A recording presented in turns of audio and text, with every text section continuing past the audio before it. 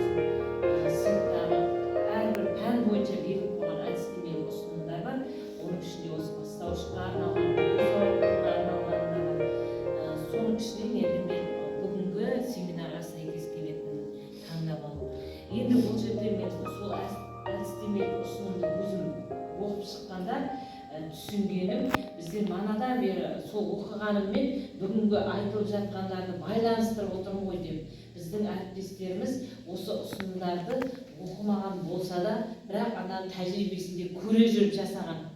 Жаңағы бағалауды жүргізген, мысалы оның ішінде айтылып